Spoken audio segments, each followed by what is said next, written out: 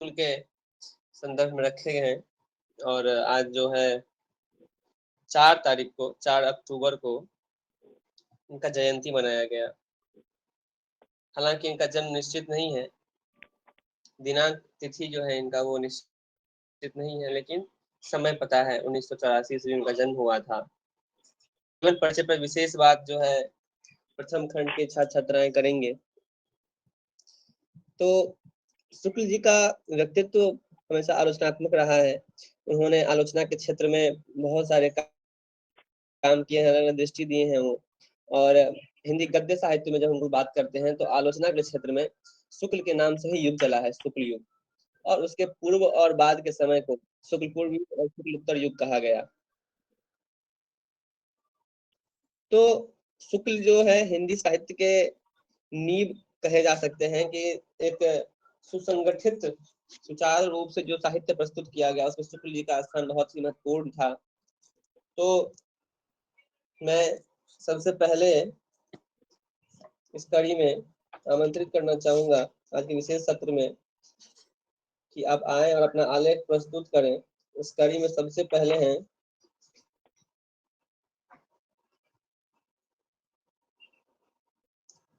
संध्या और शांति, दोनों में से जो पहले शुरू कर दीजिए।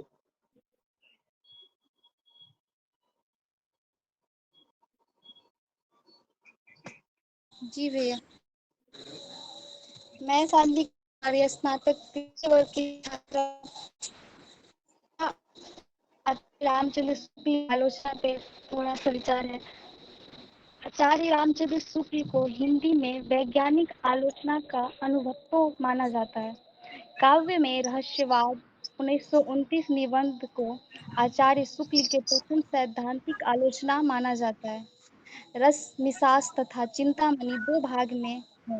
इनकी सैद्धांतिक आलोचना देखी जा सकती है। इनकी कृति रस मिसास इनके मृत्यु के बाद आचार्य विश्वनाथ प्रसाद मिश्र द्वारा संपादित होकर सन 1942 में प्रकाशित हुई। शुक्ल युग की पहचान आचार्य रामचंद्र शुक्ल के कारण है। हिंदी आलोचक की वास्तविक शुरुआत भी यही से होता है। जहाँ तक रसवादी काव्य दृष्टि की स्थिति है, वह उनकी काव्य विषयक अवधारणा के मूल में है। आचार्य शुक्ल की कविता की व्याख्या भावयोग से करते हैं और उनकी सबसे बड़ी विशेषता यही है। हिंदी साहित्य का इतिहास ऐतिहासिक आलोचना के क्षेत्र में महत्वपूर्ण है। शुक्ल जी ने कला के लिए और कला जीवन के लिए का समन्वय अत्यंत ही जरूरी माना है। आचार्य शुक्ल की आलोचना की दृष्टि देखने में भिन्न भिन्न अवश्य लगता है, किंतु यह भिन्नता केवल आरोपित है। आचार्य शुक्ल लोक मंगलकारी एवं रसानुभव व्यापक हैं। दोनों लोक मंगलकारी हैं। उनकी लोक मंगलवादी रसनबोध दृष्टि की उनकी सैद्धांतिक आलोचना का केंद्र है। सृजन के स्तर पर उनका रचनात्मक बोध अपने वृहत मूल्य एवं लोक मंगल को ही व्यंजित करता है और उसके सृजन का आधार धरातल भी लोक है। मंगल एवं स्वादन दोनों का आधार भी लोक ही, एक मात्र लोक और कुछ नहीं। इस सैद्धांतिक समीक्षा के प्रतिमानों से निर्मित आचार्य शुक्ल ने व्यवहारिक आलोचना का उत्कृष्ट एवं व्यापक स्वरूप दिखाई पड़ता है। विशेषतः सूर, तुलसी और जयसी पर लिखी गई उनकी आलोचनाएं व्यवहारिक समझी है। उन्होंने भाव तथा मनोविकार कर व्यवहारिक समीक्षा ही दी है। उन्होंने भाव तथा मनोविकार संबंधित निबंध लिखकर व्यवहारिक समीक्षा की आधार भी बनाई है। आचार्य रामचंद्र शुक्ल ने सामाजिक व्यवहार को साहित्य की व्याप्ति में प्रकाश में देखा है। इसके उदाहरण के लिए चिंतामणि में 3 व्यवहारिक समीक्षा संबंधित निबंध को रखा। भारतेंदु, हरिश्चंद्र, तुलसी का और भक्ति मार्ग और मानक की धर्म भूमि। भारतेंदु के संबंध में उन्होंने देश प्रेम का विवेचन किया और यह प्रेम आज भी भारत है। इसका प्रेम प्रेम तुलसी के भक्ति मार्ग में उन्होंने गोस्वामी जी के अनंत सौंदर्य, शक्ति और शील का जीवन विवेचन किया, जो परंपरागत भक्ति रस के भित्र है। आचार्य शुक्ल धर्म के शास्त्र में प्रवेश नहीं करते, बल्कि उनका आधार लोक का सुख सुख स्वीकार करते हैं। शुक्ल की आलोचना की दृष्टि प्रविधि पर आधारित है, उसे तर्क विश्लेषणात्मक और निम्नलिखित विधि कहा जाता है। इनकी आलोचना दृष्टि पर रामचरितमानस का गहरा प्रभाव है। शुक्ल जी ने रसवाद की स्थापना आध्यात्मिक भूमि की बजाय मनोवैज्ञानिक धरातल पर की। शुक्ल जी की सैद्धांतिक समीक्षा में रसवाद और लोकमंगलवाद साथ साथ शामिल है। इन्होंने विरुद्ध के सामंजस्य सिद्धांत का प्रतिपादन किया। शुक्ल जी ने मुक्तक की जगह प्रबंध को एवं बुद्धि से प्रेरित वक्तृता की जगह भाव को प्रेरित किया और अधिक महत्व दिया। बस यही तक है भैया।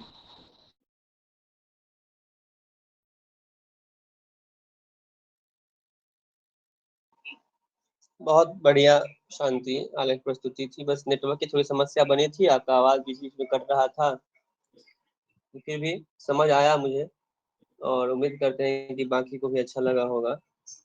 तो बिना किसी समय देरी के हम लोग अब आगे बढ़ते हुए, सीमा अगर आवाज मेरी पहुंच रही है तो आप जीवन परिचय लेकर उपस्थित हो और अपना जो भी आलेख इनके ऊपर लिखे हैं जीवन परिचय के विषय में वो प्रस्तुत कीजिए। जी भैया। मैं सीमा कुमारी विशेश्वर सिंह जनता महाविद्यालय राजनगर मधुबनी हिंदी प्रतिष्ठा की प्रथम सेमेस्टर की छात्रा हूँ। आज के इस 9वें विशेष सत्र में मेरा आलेख है रामचंद्र शुक्ल जी का जीवन परिचय। रामचंद्र शुक्ल जी का जन्म 1884 में हुआ और निधन 2 फरवरी 1941 काशी में हुई थी। जन्म स्थान अगोना जिला बस्ती उत्तर प्रदेश। रामचंद्र शुक्ल जी के पिताजी का नाम पंडित चंद्रवली शुक्ल था। शिक्षा Anglo Sanskrit jubilee school Mirzapur से 1898 में उर्दू और अंग्रेजी के साथ middle London mission school Mirzapur से 1901 में स्कूल की परीक्षा कार्यस्थल पाठशाला प्रयाग में इंटर में नामांकन, किंतु पढ़ाई अधूरी रही। स्वाध्याय द्वारा प्रभुत्व विद्यार्जन वृत्ति 1904 में लंदन मिशन स्कूल में डाइनिंग टीचर, 1908 में काशी नागरी प्रचारणी सभा की परियोजना हिंदी शब्द सागर में सहायक संपादक, धनार्जन के लिए अनुवाद आदि, नागरी प्रचारणी सभा पत्रिका का संपादक 1921 में काशी हिंदू विश्वविद्यालय में अध्यापना 1937 में हिंदी विभागाध्यक्ष काशी हिंदू विश्वविद्यालय। प्रमुख कृतियां मधुर स्रोत कविता संग्रह गोस्वामी तुलसीदास, जायसी ग्रंथावली की भूमिका, भ्रमण गीत, रस मीमांसा, स्वर्गीय विश्वनाथ प्रसाद मिश्र, त्रिवेणी, स्वर्गीय कृष्णानंद, पाठलोचन और आलोचना, हिंदी साहित्य का इतिहास भी राधा कृष्णदास की जीवनी, चिंतामणि भाग 1, चिंतामणि भाग 2, स्वर्गीय विश्वनाथ प्रसाद मिश्र, चिंतामणि भाग 3, डॉक्टर नामवर सिंह, सभी निबंध, विश्व प्रपंच, लंबी भूमिका के साथ अनुवाद, कल्पना का आनंद, संस्कार, बुद्ध चरित्र, सभी अनुवाद, अन्य कई अनुवाद, लेखन, टिप्पणियां, विविध विषयक निबंध, प्रबंध, पत्र पत्रिकाओं में बिखरते हैं। आचार्य रामचंद्र शुक्ल हिंदी साहित्य के महान आलोचना, इतिहासकार, निबंधकार और लेखक थे। इतिहास आलोचना और निबंध के क्षेत्र में इनका अवदान युग प्रवर्तक और अप्रतिम है। हिंदी लेखक थे। इतिहास, आलोचना और निबंध के क्षेत्र में उनका अवदान युग प्रवर्तक है। हिंदी भाषा और हिंदी साहित्य की विशेष रूप से हिंदी आलोचना और चिंतन की आधुनिक छवि और पहचान मूलतः उनके द्वारा ही प्रकट है। स्वभावतः समय के साथ साथ उनका महत्व और अधिक बढ़ता तथा निखरता जा रहा है। आचार्य शुक्ल ने ही हिंदी के सैद्धांतिक और व्यवहारिक साहित्य चिंतन को वैश्विक ऊंचाई, गहराई, व्यापकता और गंभीरता दी। उन्होंने साहित्य को जीवन जगत की वास्तविकता और गतिशीलता, यथार्थ के सन्निधि तथा विकास धर्मीय ऐतिहासिक परिप्रेक्षण में रखते हुए विश्लेषण और परिभाषित किया। दर्शन, मनोविज्ञान, इतिहास और समाजशास्त्र का अपनी कल्पनाशीलता अंतर्दृष्टि में समाहार और विनियोग करते हुए उन्होंने भाषा साहित्य की संपूर्ण परंपरा को युगानुरूप नई अर्थवत्ता से उद्भासित कर दिया। आचार्य शुक्ल का साहित्य चिंतन पुस्तकों में शुरू होकर उन्हीं में समाप्त नहीं हो जाता। उनकी आलोचना किताबों से उठकर हमारे जीवन में हास्य और सहभागिता चाहती है। आचार्य शुक्ल के साहित्य चिंतन और आलोचना का राष्ट्रीय स्वाधीनता आंदोलन, देश और समाज की अवस्थिति तथा दुनिया के पटल पर ज्ञान विज्ञान के विकास से गहरा संबंध था। वे साहित्य को समय, समाज और परिवेश से प्रभावित मानते थे, किंतु यह भी मानते थे कि साहित्य इन सबको उतना ही प्रभावित भी करता है। आचार्य शुक्ल की भाषा और विवेचना शैली गंभीर और प्रौढ़ है, किंतु उतनी ही ठेठ, सरल और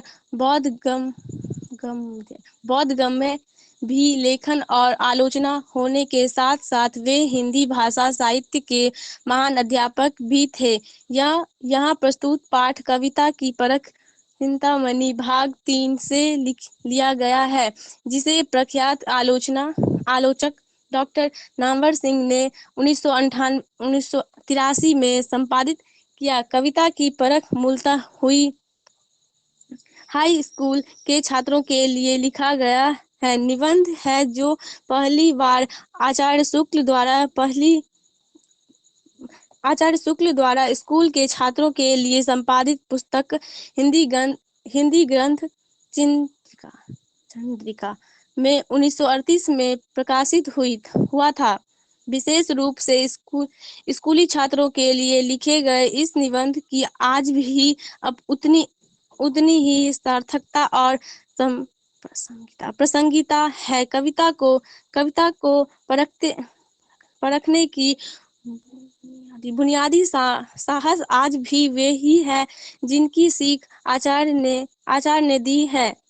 इन साधकों का आधारभूत सीख आज कहीं अधिक प्रासंगिक है। जी भैया, हो गया। बहुत बढ़िया, बहुत ही अच्छी और बहुत अच्छे तरीके से आपने आलेख प्रस्तुति किया और तथ्य भी आपके पास बहुत अच्छा एकत्रित हुआ था। बहुत ही बढ़िया। रामचंद्र शुक्ल के विषय में नरेंद्र मिश्र शर्मा ने अपनी साहित्य का इतिहास दर्शन में उन्होंने कहा है कि शुक्ल जिसे बड़ा समीक्षक संभवतः इस युग में किसी भी भारतीय भाषा में नहीं था। यह बात विचार करने पर सत्य प्रतीत होती है, बल्कि ऐसा लगता है कि समीक्षक के रूप में शुक्ल जी अब भी अपराजेय हैं। अपने समस्त सीमाओं के बावजूद उनका पैनापन, उनकी गंभीरता एवं उनके बहुत से निष्कर्ष एवं स्थापनाएं किसी भी भाषा के समीक्षा साहित्य के लिए गर्व का विषय बन सकती है। इसी कड़ी को आगे बढ़ाते हुए हम आमंत्रित करना चाह रहे हैं रजनी कुमारी को रामचंद्र शुक्ल और हिंदी आलोचना शीर्षक को लेकर। स्वागत है रजनी। धन्यवाद भैया। मैं रजनी सीएम कॉलेज की हिंदी प्रतिष्ठा स्नातक तृतीय खंड की छात्रा हूँ। पहले तो मैं उनका बहुत ही संक्षिप्त परिचय दूंगी, उसके बाद उनकी आलोचना दृष्टि पर बात करूंगी।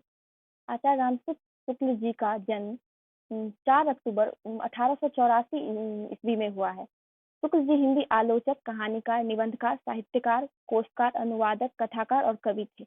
उनके द्वारा लिखी गई सर्वाधिक महत्वपूर्ण पुस्तक है हिंदी साहित्य का इतिहास, जिसके द्वारा आज भी काल निर्धारण एवं पाठ्यक्रम निर्माण में सहायता ली जाती है। हिंदी में पाठक आधारित वैज्ञानिक आलोचना का सूत्रपात भी उन्हीं द्वारा हुआ है। हिंदी निबंध के क्षेत्र में शुक्ल जी का महत्वपूर्ण योगदान है। हाँ, अब हम आलोचना की बात करें तो हम अपनी भाषा में आलोचना क्या होता है ये बतलाने की कोशिश करती हूँ। आलोचना उसे कहते हैं कि जब हम किसी पुस्तक या विषय को अच्छे से अध्ययन करते हैं और अध्ययन करने के बाद जो भी उस पुस्तक और विषय के बारे में सही या गलत समझते हुए अपना व्यक्तिगत विचार उस पर व्यक्त करते हैं, वही आलोचना है। और अब अगर रामचंद्र शुक्ल जी की आलोचना दृष्टि की बात करें तो आचार्य रामचंद्र शुक्ल जी हिंदी के सुप्रसिद्ध आलोचक थे। उन्होंने अपने आलोचक ग्रंथों से आलोचना का एक नया मार्ग प्रशस्त किया।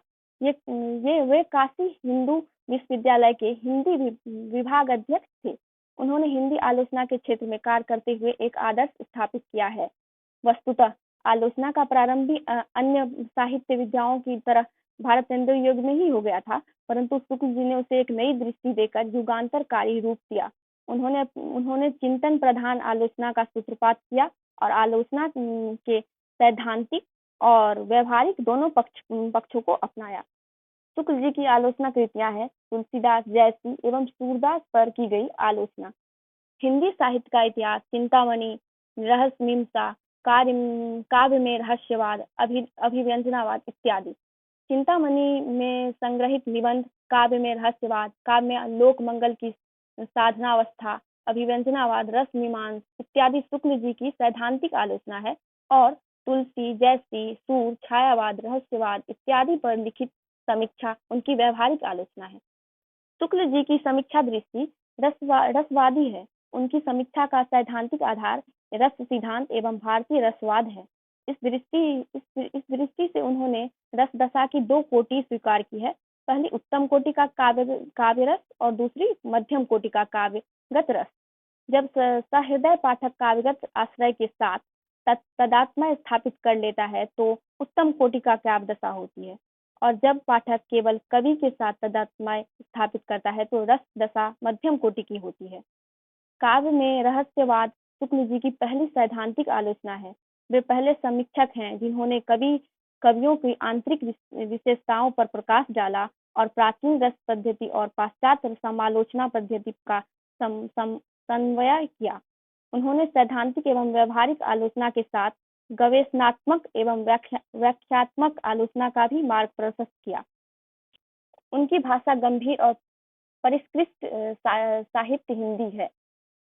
वस्तुतः शुक्ल जी का हिंदी आलोचना में गौरवपूर्ण स्थान है। वे आलोचना के क्षेत्र में पथ प्रदर्शक आचार्य हैं। अपनी आलोचना से उन्होंने अनेक नए प्रतिमान स्थापित किए हैं। आचार्य हजारी प्रसाद द्विवेदी जी के शब्दों में पता चलता है। वो कहते हैं, आचार्य रामचंद्र शुक्ल जी जैसे गंभीर और स्वतंत्र समालोचक हिंदी में तो क्या भाषाओं में दूसरा ना हुआ।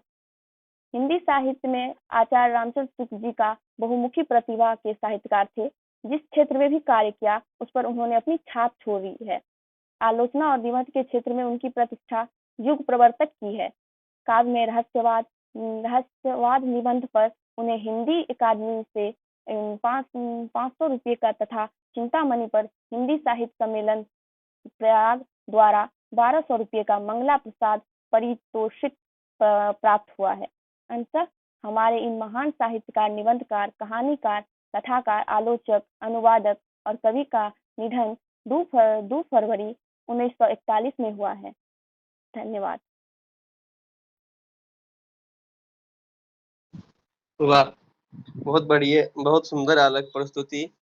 और आपने जिस प्रकार से उनके जन्म से लेकर के मृत्यु तक की बात बताई, और उस जीवन परिचय के बीच में जो उनकी आलोचना दृष्टि और उनकी व्यवहारिक सिद्धांतिक आलोचना दृष्टि को जो आपने व्याख्यात किया, बहुत ही बढ़िया आपने तथ्यगत बातें एकत्रित की थी, संकलित की थी।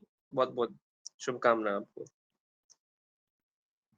अब इस कड़ी को आगे बढ़ाते हुए मैं आमंत्रित करना चाहूंगा संध्या कुमारी को, जिनका शीर्षक है काव्य में लोकमंगल की साधनावस्था के आधार पर रामचंद्र शुक्ल की आलोचना दृष्टि। स्वागत है संध्या। आप सभी को मेरा नमस्कार। मैं संध्या कुमारी, विश्वेश्वर सिंह जनता महाविद्यालय राजनगर मधुबनी स्नातक तृतीय खंड की छात्रा हूँ। आज का हमारा मुख्य विषय काव्य में लोकमंगल की साधनावस्था के आधार पर आचार्य रामचंद्र शुक्ल की आलोचना दृष्टि। हिंदी साहित्य क्षेत्र में आचार्य रामचंद्र शुक्ल प्रधानतया आलोचक के रूप में विख्यात हैं। वे हिंदी आलोचना के युग पुरुष हैं। हिंदी साहित्य का इतिहास में गद्य साहित्य का प्रसार के द्वितीय उत्थान संवत 1950 से 1975 के अंतर्गत समालोचन बहिरंग बातों तक ही रही। भाषा के गुण दोष रस अलंकार आदि की समीचीनता इन्हीं सब परंपरागत विषयों तक पहुंची। अस्थायी साहित्य में परिगणित होने वाली समालोचना, जिसमें कवि की अंतर्वृत्ति का सूक्ष्म व्यवच्छेद होता है, उसकी मानसिक प्रवृत्ति की विशेषताएं दिखाई जाती है, बहुत कम दिखाई पड़ी। आगे गद्य साहित्य के तृतीय उत्थान के अंतर्गत समालोचना के विकास पर लिखते हुए उन्होंने कवियों की अंतःप्रवृत्ति की छानबीन की बात की है। शिष्टता और विनम्रता के नाते उन्होंने यह नहीं लिखा कि ऐसी आलोचना मैंने की है। उन्होंने उत्तम पुरुष का प्रयोग बताते हुए अपने विषय में केवल यह लिखा, इस इतिहास के लेखक ने तुलसी, सूर और जायसी पर विस्तृत समीक्षाएं लिखी, जिसमें प्रथम गोस्वामी तुलसीदास के नाम से पुरस्कार छपी है। शेष दो क्रमशः भ्रमर गीत और जायसी ग्रंथावली में सम्मिलित हैं। समालोचना विषयक अपनी धारणा बताकर शुक्ल जी ने समालोचना विषयक अपनी विशेषता बता दी है। उन्हीं की गवाही पर कहा जा सकता है कि किसी कवि या पुस्तक के गुण दोष या सूक्ष्म विशेषताएं दिखने के लिए एक दूसरी पुस्तक तैयार करने की चाल हमारे यहाँ न थी, और हमारे हिंदी साहित्य में समालोचना पहले पहल केवल गुण दोष दर्शन के रूप में प्रकट हुई है। प्रकृति का चित्रण। शुक्ल जी ने प्रकृति के वर्णन में अर्थ ग्रहण की अपेक्षा बिंब ग्रहण पर अधिक जोर दिया है। अर्थ ग्रहण से केवल मानसिक बोध का और बिंब ग्रहण से वस्तु का पूर्ण रूप ज्ञान अभिप्रेत है। प्रकृति से वे मार्मिक तथ्यों के ग्रहण के पक्ष में हैं। कोलाहल सुनी खगन के सरवर, जानी अनुरागी, ये बस स्वार्थ के सखा दुर्दिन देहे त्यागी। इस प्रकार के तथ्यों को ग्रहण करके मनुष्य और मनुष्येतर जाति में एक प्रकार का सामंजस्य स्थापित हो जाता है। भाव और मानव व्यापार। शुक्ल जी की प्रवृत्ति का मूल कारण भाव ही मानते हैं। उनके अनुसार कविता भाव प्रसार द्वारा कर्मण्य के लिए कर्म क्षेत्र का और विस्तार कर देती है। मनुष्य की यही विशेषता है कि उसका भाव विस्तार उसी के निजी सुख दुख तक सीमित नहीं रहता है, वरन उसके ज्ञान विस्तार का उसके भाव क्षेत्र का भी विस्तार हो जाता है। लोकमंगल की साधनावस्था। शुक्ल जी ने इसी सौंदर्य को लोकमंगल भी कहा है और अपने काव्य में लोकमंगल की साधनावस्था वाले निबंध में उन्होंने काव्य को दो विभाग किए हैं। पहला, आनंद की साधनावस्था या प्रयत्न पक्ष को लेकर चलने वाले, एवं दूसरा, आनंद सिद्धावस्था या उपयोग पक्ष को इस विभाजन द्वारा पक्ष को लेकर चलने वाले। इस विभाजन द्वारा आचार्य शुक्ल ने यह बता दिया है कि सौंदर्य को हम केवल श्रृंगार प्रधान कविताओं में ही जहाँ नायक नायिकाओं या चंद्र, ज्योत्सना, यमुना, पुलीन, वाद्य मलय समीर में नहीं देख सकते हैं, वरन ऐसे स्थलों में भी देख सकते हैं कि जहाँ क्रोध, घृणा और मारकाट हो। यह क्रोध, घृणा और मारकाट अत्याचार और जीवन की विभत्सताओं को दूर करने के प्रयत्न में होती है। इसलिए सौंदर्य, जिसमें भौतिक और आध्यात्मिक दोनों का प्रकार शामिल है, के स्थान का जहाँ प्रयत्न दिखाई पड़े वह भी सुंदर है। साधारणीकरण। शुक्ल जी कहते हैं, साधारणीकरण का अभिप्राय यह है कि पाठक या श्रोता के मन में जो व्यक्ति विशेष या वस्तु आती है, वह जैसे काव्य में वर्णित आश्रय के भाव का आलंबन होती है, वैसे ही सब सहृदय पाठकों या श्रोताओं के भाव का आलंबन होती है। शुक्ल जी ने इस संबंध में यह और बतलाया है कि सब अवस्थाओं में पाठक का आश्रय की अनुभूति से तादात्म्य नहीं हो सकता। जैसे यदि कोई निरपराध के प्रति क्रोध करे तो हम क्रोध करने वाले आश्रय के भावों से तादात्म्य नहीं रखते, वरन उसके प्रति घृणा के भाव को रखने लगते हैं। ऐसी अवस्था में आश्रय नहीं रहता, वरन स्वयं वही हमारा आलंबन बन जाता है। रीति ग्रंथों का विरोध। शुक्ल जी ने हिंदी में पहली बार जमकर रीति ग्रंथों का विरोध किया, साहित्य पर उनके घातक प्रभाव का उल्लेख किया। कुछ खास तरह के नायकों, नायिकाओं, उद्दीपन आदि के भीतर साहित्य को बांध रखने के प्रयास का विरोध करते हुए उन्होंने कहा, जिस प्रकार बाह्य दृश्यों के अनंत रूप हैं, उसी प्रकार मनुष्य की मानसिक स्थिति में भी विविध प्रवृत्तियों के मेल में संगठित जो अनेक स्वभाव के मनुष्य दिखाई पड़ते हैं, उनके स्पष्टीकरण के लिए मानव प्रवृत्ति के अन्वेषण की आवश्यकता होती है। यह आवश्यकता उक्त 4 प्रकार के ढांचे तैयार मिलने से पिछले कवियों में न रह गई। काव्य चिंतन। शुक्ल जी के विचार में काव्य के रसास्वादन का लक्ष्य आनंद नहीं भाव योग है, अर्थात कवियों के द्वारा मनुष्य हृदय की मुक्ति की साधना करता है। कविता का लक्ष्य मनुष्य को विष्ट से समिष्ट में लीन कर देता है, जिसे रस दशा कहा जाता है।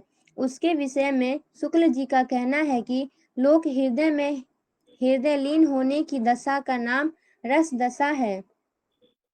विभिन्न यादों की जो विवेचना शुक्ल जी ने की है, उसमें उन्होंने अद्भुत पांडित्य, मौलिकता और पर्यवेक्षण का सबूत दिया है।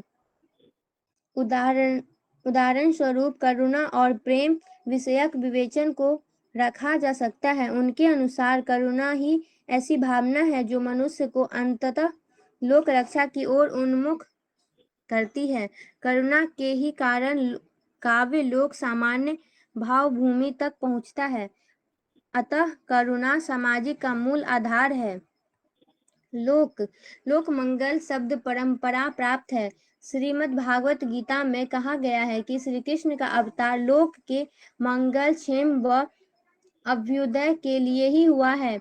मंगलाय च लोकानां क्षेमाय च भवाय च। इसी आधार पर तुलसीदास ने भी रामचरितमानस में वशिष्ठ मनु के मुख से यह कहलवाया है कि राम जन्म जग मंगल के लिए हुआ है। राम जन्मु जग मंगल हेतु। रामचरितमानस में तो आदि से अंत तक मंगल शब्द की व्याप्ति है। ऐसा लगता है कि आचार्य रामचंद्र शुक्ल द्वारा प्रयुक्त लोक मंगल शब्द का आधार रामचरितमानस ही है। शुक्ल जी ने लोक मंगल की साधनावस्था का संबंध जीवन के प्रयत्न पक्ष से जोड़ा है। आनंद की सिद्धावस्था को जीवन के उपयोग पक्ष से जोड़ा। शुक्ल जी की अहिंसा, दया, शांति और क्षमा की नींव पर ही सिद्धावस्था को आधारित मानते हैं और कलयुगी समाज के साथ जैसे को तैसा बर्ताव को साधनावस्था में ही संभव मानते हैं। लोक मंगल शब्द शुक्ल जी ने समाज दर्शन व काव्य दर्शन का केंद्र बिंदु है। यह शब्द उनके द्वारा परिभाषित लोक संग्रह व लोक धर्म शब्द से कहीं अधिक व्यापक अर्थ रखता है। लोक के साथ जब मंगल शब्द टूट जाता है तो वह मनुष्य जाति के साथ साथ भूमंडल के समस्त प्राणियों के कल्याण का आकांक्षी बन जाता है। निष्कर्ष: आचार्य रामचंद्र शुक्ल समालोचना के आधुनिक आदर्श की प्रतिष्ठा स्थापित करने वाले एक अधिकृत आचार्य हैं। इनसे ही हिंदी आलोचना परवान चढ़ती है। डॉक्टर इंद्रनाथ मदान का कहना है, शुक्ल जी ने प्रयोगात्मक एवं सैद्धांतिक आलोचना का समन्वय कर निश्चित मानदंड को तुलसी सूर जायसी की मूल्यांकन से स्थापित किया। आलोचना के सिद्धांतों का निरूपण करने के लिए प्रधानतः भारतीय काव्यशास्त्र और गौणतः पाश्चात्य काव्यशास्त्र का आधार बताया। इन्हीं शब्दों के साथ मैं अपनी वाणी को विराम देती हूँ। धन्यवाद।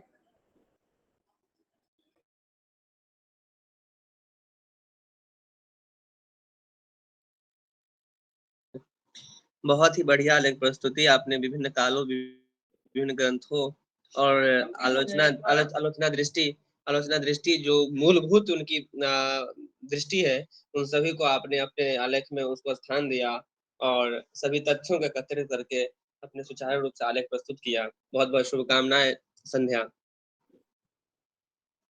आलोचना के क्षेत्र में उन्होंने सदैव लोक संग्रह की भूमिका पर काव्य को परखना चाहा है तथा लोक संग्रह संबंधी धारणा की उनकी मध्यवर्गीय तथा कुछ मध्ययुगीय नैतिकता एवं स्थूल आदर्शवादी का भी मिश्रण था। इस कारण उनकी आलोचना यत्र तत्र स्खलित भी हुई है। रामचंद्र शुक्ल के आज के विशेष सत्र में इस कड़ी को आगे बढ़ाते हुए मैं आमंत्रित करना चाहूंगा गोपाल कुमार यादव को, और उसके बाद तैयार रहेंगे दीक्षा कुमारी। गोपाल कुमार का शीर्षक है रामचंद्र शुक्ल के हिंदी निबंध गद्य मित्रता। इसके बारे में समीक्षा है उनकी, और उसके बारे में फिर दीक्षा कुमारी, उनका शीर्षक है शुक्ल की निबंध करुणा की समीक्षा। तो स्वागत है गोपाल जी भैया। मेरा नाम गोपाल कुमार यादव, रामकृष्ण कॉलेज मधुबनी, स्नातक हिंदी प्रतिष्ठा तृतीय वर्ष का छात्र हूँ। आज का मेरा शीर्षक है मित्रता। मित्र क्या है, कैसे रखना है, किस तरह होना चाहिए, उस पर हम विचार करेंगे। इससे पहले हम लेखक का संक्षिप्त परिचय दे देते हैं। हिंदी के इस प्रतिभा संपन्न साहित्यकार का जन्म 4 अक्टूबर 1884 ईस्वी में बस्ती जिले के अगोना नामक ग्राम में हुआ था। इनके पिता का नाम पंडित चंद्रवली शुक्ल था, जो सुपरवाइजर कानूनगो में थे। कानूनगो के तात्पर्य है कि बैंक में जो कुछ काज रहते हैं, छोटा पद होता है, उसी से कानूनगो का वहाँ संबंध है। बालक रामचंद्र शुक्ल ने एसनेंडस हाई स्कूल की परीक्षा मिर्जापुर जिले के मिशन स्कूल से उत्तीर्ण किए। गणित में कमजोर होने के कारण इनका शिक्षा आगे नहीं बढ़ सकी। इसी बीच स्वयं इन्होंने हिंदी, अंग्रेजी, संस्कृत, बांग्ला आदि भाषाओं का अच्छा ज्ञान प्राप्त कर लिया और पत्र पत्रिकाओं में लिखा आरंभ कर दिया। बाबू श्याम सुंदर दास ने अवकाश प्राप्त करने के बाद शुक्ल जी ने हिंदी विभाग के अध्यक्ष पद को सुशोभित किया। इस पद पर कार्य करते हुए 2 फरवरी 1941 ईस्वी में स्वर्ग सिधार गए। हिंदी निबंधों को नया आयाम देकर उसे ठोस धरातल पर प्रतिष्ठित करने वाले शुक्ल जी ने हिंदी साहित्य के मूलधन आलोचन, श्रेष्ठ निबंधकार, निष्पक्ष इतिहासकार, महान शैलीकार एवं युग प्रवर्तक आचार्य थे। इतिहासों ने सैद्धांतिक एवं व्यवहारिक दोनों प्रकार की आलोचना लिखी।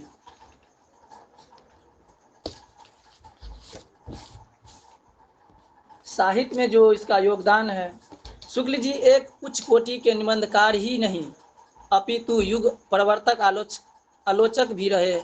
इनकी कृतियाँ इन प्रकार हैं। निबंध के क्षेत्र में संग्रह चिंतामणि भाग 1 और भाग 2 विचार विथी थे। इतिहास के क्षेत्र में हिंदी साहित्य का इतिहास, आलोचना के क्षेत्र में सूरदास, रश्मि मांस त्रिवेणी, संपादन के क्षेत्र में जयसी ग्रंथावली, तुलसी ग्रंथावली, भ्रमण गीत, हिंदी शब्द, सागर काशी इत्यादि के क्षेत्र में थे। अन्य कहानी 11 वर्ष की अवस्था में वह काव्य कीर्ति भीमन्यु वध लिखे थे। और भाषा की शैली में शुक्ल जी की भाषा संस्कृत निष्ठ शुद्ध तथा परिमर्जित खड़ी बोली है। परिसंस्कृति साहित्य का भाषा में संस्कृत के शब्दों का प्रयोग होने पर भी उसमें बोधगम का सर्वत्र विद्यमान है। शुक्ल जी ने मुहावरे और लोकोक्तियाँ का प्रयोग करके भाषा को अधिक प्रभावपूर्ण एवं व्यवहारिक बनाने का भरसक प्रयास किया। शुक्ल जी की भाषा शैली गठी हुई है, उसमें व्यर्थ का एक भी शब्द नहीं आ पाए। कम से कम शब्द में अधिक विचार व्यक्त कर देना इसकी विशेषता है। अब हम अपने मित्र के बारे में बताते हैं। जब कोई युवा पुरुष अपने घर से बाहर निकलकर बाहरी संसार में अपनी स्थिति जमाते हैं, तब पहली कठिनता उसे मित्र चुनने में पड़ती है। यदि उनकी स्थिति बिल्कुल एकांत और निर्ली नहीं रहती, तो उनकी जान पहचान के लोग बहुत तेजी से बढ़ते जाते हैं और थोड़े ही दिनों में कुछ लोग ऐसे से उसका हेलमेल हो जाता है। यही हेलमेल बढ़ते बढ़ते मित्रता के रूप में परिणत हो जाता है। मित्रों के चुनाव की उपयुक्त पर उसने जीवन की सफलता निर्भर हो जाती है। क्योंकि संगति का गुप्त प्रभाव हमारे आचरण पर भारी पड़ता है। हम लोग ऐसे समय में समाज में प्रवेश करके अपना कार्य आरंभ करते हैं जबकि हमारा हृदय कोमल और हर तरह का संस्कार ग्रहण करने योग्य रहता है। हमारे भाव शुद्ध और हमारी प्रवृत्ति अपरिपक्व रहती हैं। हम लोग कच्ची मिट्टी की मूर्ति के समान रहते हैं, जिसे जिस रूप का चाहिए उस रूप का कर देते हैं। राक्षस चाहे तो राक्षस बना देते हैं, चाहे देवता उसे बनाए उसे देवता बना देते हैं। हमारे लिए बुरा है जो हमसे अधिक दृढ़ संकल्प के हैं, क्योंकि हमें उनकी हर एक बात बिना विरोध के मान लेनी पड़ती है। पर ऐसे लोगों का साथ करना और बुरा है। हम हमारी बात को ऊपर रखते ही, क्योंकि ऐसे दशा में न तो हमारे ऊपर कोई दबाव रहता है और न हमारे लिए कोई सहारा रहता है। दोनों अवस्थाओं में जिस बात का भय रहता है उसका पता युवा पुरुष को प्रायः बहुत कम रहता है। यदि विवेक से काम लिया जाए तो यह भय नहीं रहता है, पर युवा पुरुष प्रायः विवेक से कम काम लेते हैं। कैसे? आचार्य जी बात है कि लोग एक घोड़ा लेते हैं तो उसके गुण दोष कितना परख कर लेते हैं, पर किसी मित्र बनाते हैं तो कुछ नहीं देखते हैं, उसके पूर्व आचरण और प्रतीक आदि का कुछ भी विचार और अनुसाधन नहीं रखते। वे उसमें सब बातें अच्छी ही अच्छी मानकर अपना पूरा विश्वास जमा देते हैं। हंसमुख चेहरा, बातचीत का ढंग, थोड़ी चतुराई या साहस ले, ये भी दो चार बातें किसी में देखकर लोग चटपटा अपना बना लेते हैं। हम लोग यह नहीं सोचते कि मित्र का उद्देश्य क्या है तथा जीवन के व्यवहार में उसका कुछ मूल्य भी है। यह बात हमें नहीं सूझती कि वह एक ऐसा साधन है जिससे आत्म शिक्षा का कार्य बहुत सुगम हो जाता है। एक प्राचीन विद्वान का वचन है, विश्व सब पात्र मित्र से बड़ी भारी रक्षा रहती है। जिसे ऐसा मित्र मिले जाए उसे समझना चाहिए कि खजाना मिल गया। विश्व सपात्र मित्र जीवन की एक औषधि है, माने एक दवा है। हमें अपने मित्रों से यह आशा रखनी चाहिए कि वे उत्तम संकल्पों में हमें दृढ़ करें, दोष और त्रुटि से हमें बचाए, हमारे सत्य, पवित्रता और मर्यादा के प्रेम को पुष्ट करें। जब हम कुमार्ग पर पैर रखें तब वे हमें सचेत करें, जब हम हतोत्साहित हो तब वे हमें उत्साहित करें। सारांश यह है कि वे हमें उत्तम पूर्वक जीवन निर्वाह करने में हर तरह से सहायता दें। सच्ची मित्रता में उत्तम से उत्तम वैद्य की किसी निपुण और परख होती है। अच्छी से अच्छी माता का धैर्य और कोमलता होती है। ऐसी ही मित्रता करने का प्रत्यंत पुरुष को करना चाहिए। छात्रावास में तो मित्रता की धुन सवार रहती है। मित्रता हृदय से उमड़ी पड़ती है। पीछे के जो स्नेह बंधन होते हैं उसमें न तो उतनी उमंग रहती है न उतनी खिन्नता। बालक मित्र में जो मगन करने वाला आनंद होता है, जो हृदय को बेधने वाली इस ईर्ष्या और खिन्नता होती है, वह और कहाँ कैसी मधुरता और किसी अनुरक्त होती है। कैसा अपार विश्वास होता है। हृदय के कैसे कैसे उद्गार निकलते हैं। वर्तमान कैसा आनंदमय दिखाई पड़ता है और भविष्य के संबंध में कैसी लुभाने वाली कल्पनाएं मन में रहती हैं। कितनी जल्दी बातें लगती हैं और कितने जल्दी मानना और मनाना होता है। सहपाठी की मित्रता इसे उक्ति में हृदय के कितने भारी उथल पुथल का भाव भरा हुआ है। किंतु जिस प्रकार युवा पुरुष की मित्र स्कूल से बालक की मित्रता से दृढ़, शांत और गंभीर होता है, उसी प्रकार हमारी युवा अवस्था के मित्र बाल्य अवस्था के मित्रों से कई बातें में भिन्न होते हैं। मैं समझता हूँ कि मित्र चाहते हुए बहुत से लोग मित्र के आदर्श की कल्पना मन में करने होंगे, पर इन कल्पित आदर्श से तो हमारा काम जीवन की झंझटों में चलता है नहीं। सुंदर प्रतिमा, मन भावनी चला और स्वच्छंद प्रकृति से ही दो चार बातें देखकर मित्रता की जाती है, पर जीवन संग्राम में साथ देने वाले मित्र में इनमें से कुछ अधिक बातें होनी चाहिए। मित्र केवल उसे नहीं कहते जिसमें गुणों की तो हमें प्रशंसा करे, पर निकालते जाए पर भीतर ही भीतर घृणा करे रहे।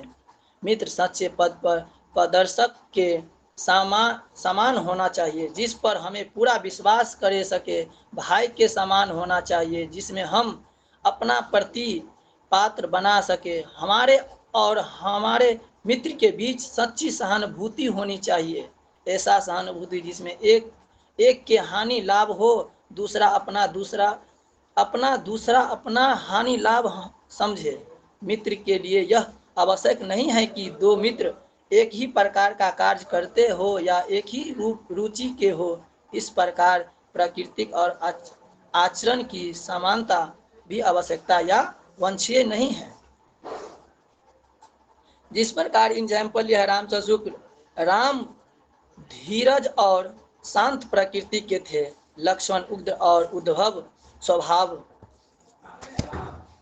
के थे, पर दोनों भाई में अत्यंत प्राग स्नेह था। कहने का तात्पर्य यह है कि राम और लक्ष्मण दोनों भाई थे, तब पर भी वो अपना भाई के संबंध में नहीं थे, मित्रता के संबंध में एक रहते थे। उदार तथा उच्च कर्ण और लोभी दुर्योधन के स्वभाव में कुछ विशेष समानता नहीं थी, पर उन दोनों की मित्रता खूब निभी। यह कोई बात नहीं है कि एक ही स्वभाव और रुचि के लोग में ही मित्रता हो सकती है। समाज में विभिन्नता देखकर लोग एक दूसरे की ओर आकर्षित होते हैं। जो गुण हमें नहीं है, हम चाहते हैं कि कोई ऐसा मित्र मिले जिसमें वे गुण हो। चिंताशील मनुष्य प्रफुल्लित हृदय का साथ ढूंढता है, निर्बल बलि का धीर उत्साहित का उच्च आकांक्षा वाला चंद्रगुप्त युक्त और उपाय के लिए चाणक्य का मुंह ताकता था। नीति विषाद अकबर मन बदलाने के लिए बीरबल की ओर देखता था।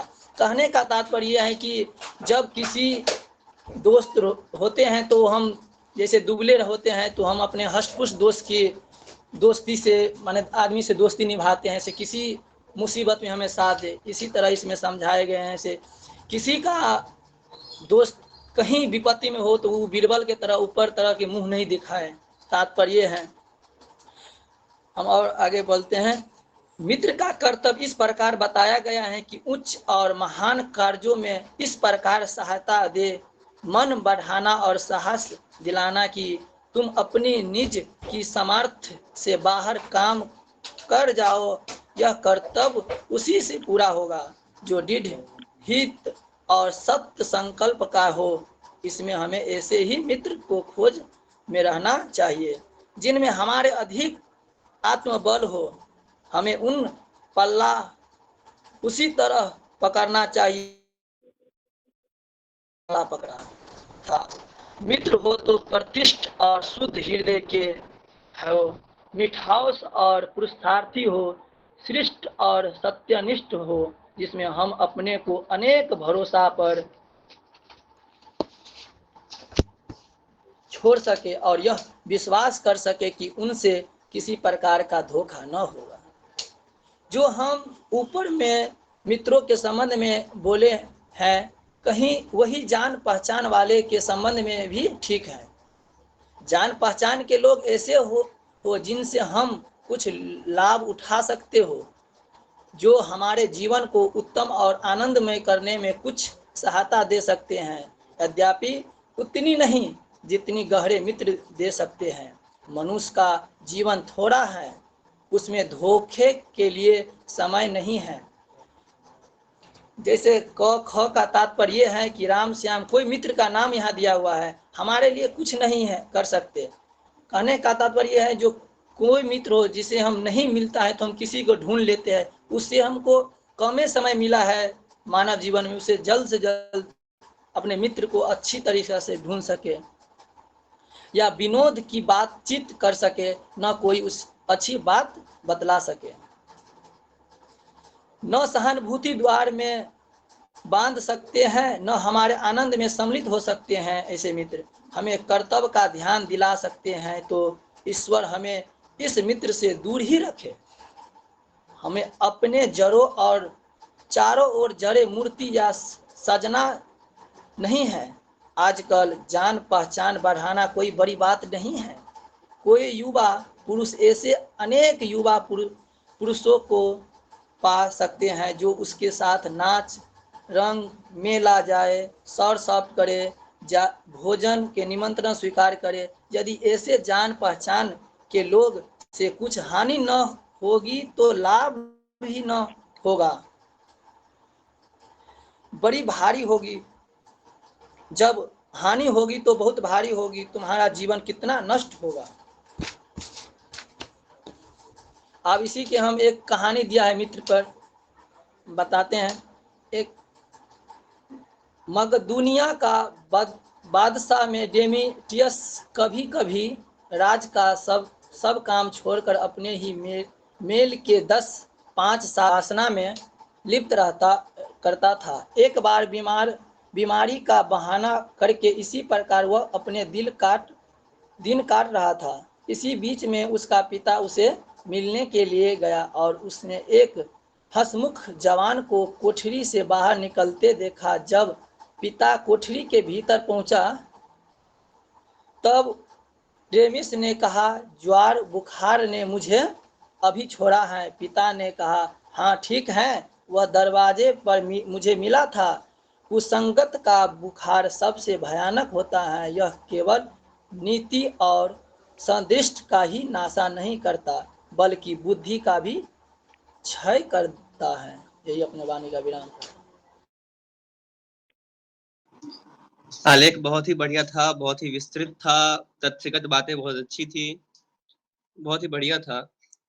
और ये जो आपने जिस निबंध के बारे में बताया है और जिस परिवेश के बारे में बताया है, वो अभी वर्तमान समय में बहुत ही प्रासंगिक होता है कि वाकई में वो अभी भी हमारे साथ घटित होता है। उसको अपने जीवन से जोड़ सकते हैं हम लोग। और फिर ये ध्यान रखें कि समीक्षा होनी चाहिए, सारांश होना चाहिए, बहुत अधिक बृहत ना हो, बृहत हो। आप तृतीय खंड में आपसे उम्मीद तो रहती ही है कि आप लोग बहुत बृहत आलेख प्रस्तुत करें। बहुत बहुत शुभकामना गोपाल। अब मैं शुक्ल के इस विशेष सत्र को आगे बढ़ाते हुए दीक्षा कुमारी को मैं आमंत्रित करना चाहूंगा। स्वागत है दीक्षा।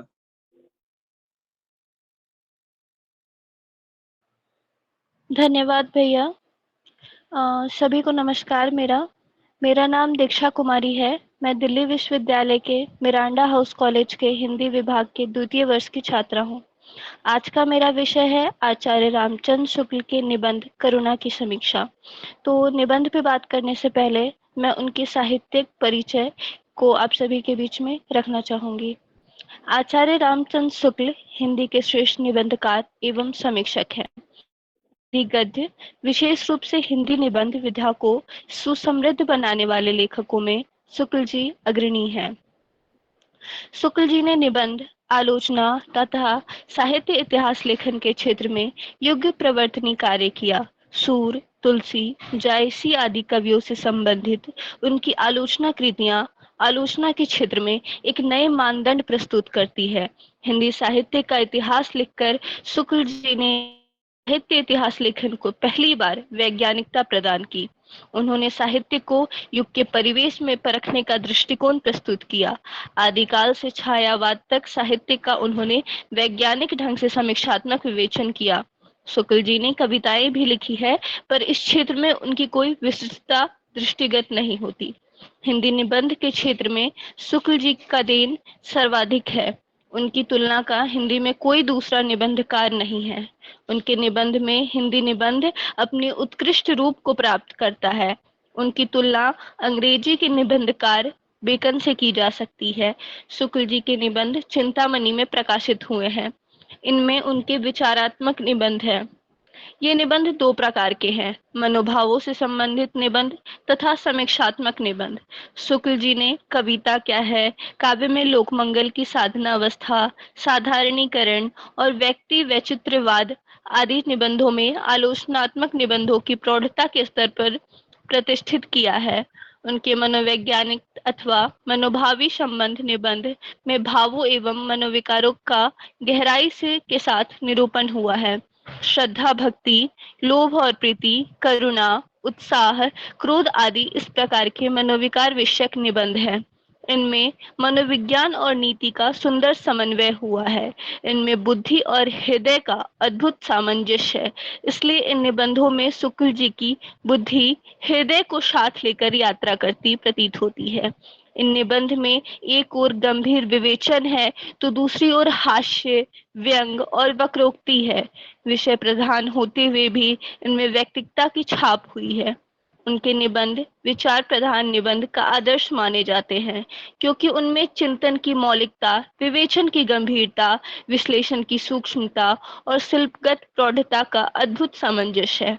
वस्तुतः गंभीर विषयों पर आधारित निबंधों के लिए जिस मौलिकता, चिंतनशीलता एवं व्यंग्यात्मकता शैली की अपेक्षा होती है, उसका शुक्ल जी में पूर्ण समावेश है। शुक्ल जी के निबंध हिंदी पाठकों के सम्मुख विचार और चिंतन के नए आयाम प्रस्तुत करते हैं। तो ये थी इनकी साहित्यिक परिचय। अब मैं इनके निबंध करुणा का समीक्षात्मक रूप प्रस्तुत करना चाहूंगी।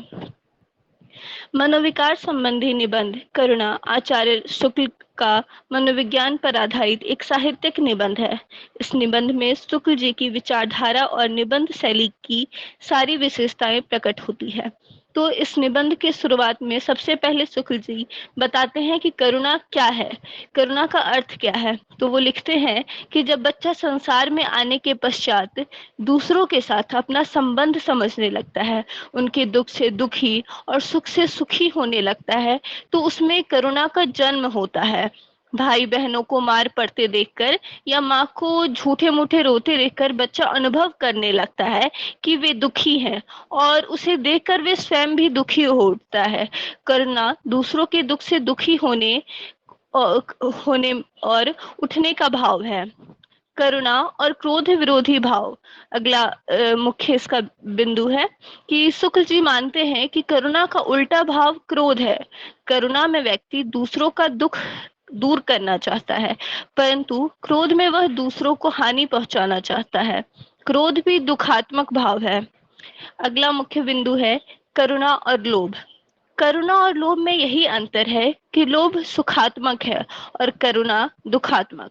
लोभी व्यक्ति को जिस वस्तु या व्यक्ति का लालच होता है, वह उन्हें हानि या दुख नहीं पहुंचाना चाहता, जबकि उसके आसपास की वस्तुओं को हानि पहुंचा सकता है। इसका एक उदाहरण देते हैं कि नूरजहां के प्रेमी जहांगीर ने उसके पति शेर अफगान को मरवा दिया, परंतु नूरजहां को पूरा प्यार किया। लालची महमूद ने सोमनाथ की मूर्ति को तो पूरी तरीके से तोड़ दिया, परंतु उसमें जो जड़े हीरे और जवाहरात थे उस पर जरा भी आंच नहीं आने दिया। उसके बाद अगली बात कहते हैं आचार्य शुक्ल कि दूसरों के दुख से दुखी होना व्यापक है और सुख में सुखी होना सीमित है। हम अज्ञात व्यक्तियों के प्रति भी करुण हो उठते हैं जब उन्हें कष्ट में देखते हैं। अपनों के प्रति करुणा अधिक पैदा होती है। दूसरों के सुख में व्यक्ति कम ही सुखी हो पाता है, उसे जलन अधिक होती है। दूसरों के दुख से मन में जो तीव्र भाव पैदा होता है उसे करुणा का नाम दिया गया है, परंतु दूसरों के सुख से उत्पन्न होने वाला भाव का कोई नाम नहीं है। करुणा के द्वारा ही संसार का व्यापार चलता है, मंगल होता है, जीवन सुगम हो जाता है। मनुष्य में शील और सात्विकता का विकास इसी मनोविकार के आधार पर होता है। प्रत्येक प्राणी दुख से छुटकारा और सुख का विकास चाहता है। करुणा का भाव इसी लक्ष्य की पूर्ति में सहायक है। आगे शुक्ल जी बताते हैं कि करुणा तथा कृपा और अनुग्रह में क्या अंतर है। कृपा अथवा अनुग्रह में दूसरों के सुख का भाव छिपा रहता है, परंतु कृपा या अनुग्रह अपनों पर ही किया जाता है।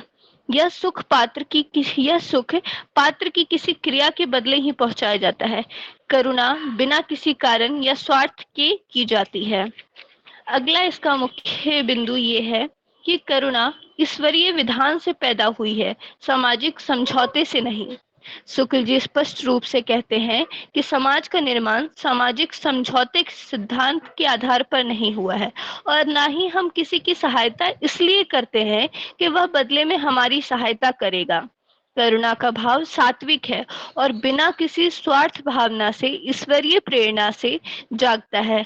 करुणा और सहानुभूति में यही अंतर है कि करुणा भाव से प्रेरित होकर हम सामने वाले के दुख को दूर करने का प्रयास करते हैं, जबकि सहानुभूति मात्र भावात्मक है। शिष्टाचारवश यांत्रिक रूप से सहानुभूति के खत और तार भेज दिए जाते हैं। अगली बात में शुक्ल जी कहते हैं कि करुणा का पालन कहाँ संभव नहीं है, वो इस बात पे भी चर्चा करते हैं।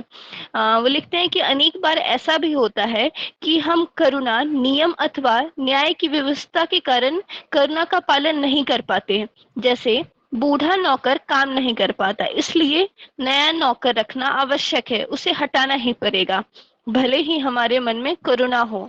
अफसर अनावश्यक रूप से क्रोध कर रहा है, परंतु अधीनस्थ प्रतिकार नहीं करता। कार्यालय के नियमों की व्यवस्था है। न्यायाधीश अपराधी को दंड देकर न्याय करता है, परंतु उसके घर वालों के प्रति उसमें करुणा है, क्या करे। शुक्ल जी कहते हैं कि करुणा सेंत मेंत का सौदा नहीं, जो करुणा दिखाना चाहता है उसे त्याग करना चाहिए। बूढ़े नौकर को पेंशन लगा देना चाहिए। न्यायाधीश अपराधी के परिवार की आर्थिक सहायता कर दे। आचार्य शुक्ल के इस निबंध में सूत्र शैली अपनाई गई है। उसके बाद करुणा क्या है, करुणा अपने रूप सजातीय और विजातीय भावों से कैसे भिन्न है, करुणा किस पर और क्यों होती है, करुणा में समाजशास्त्र का कौन सा नियम लागू होता है, करुणा और सदाचार में क्या अंतर है, नियम, आवश्यकता और न्याय की मांग से करुणा कैसे बाधित होती है, इन सब बातों का इस निबंध में बहुत सुंदर तरीके से वर्णन किया गया है। शुक्ल जी का यह निबंध साहित्यिक, सामाजिक तथा मनोवैज्ञानिक आधार पर बहुत ही सुंदर विश्लेषण प्रस्तुत करता है। इसी के साथ मैं अपने वक्तव्य को यहीं समाप्त करती हूँ। धन्यवाद।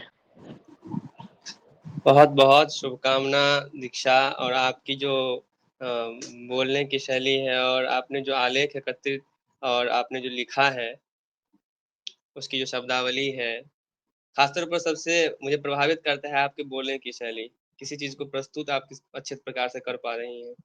बहुत ही अच्छा लगता है कि आप इतने दूर से हम लोग के साथ जुड़ती हैं और हम लोगों को भी अच्छा लगता है।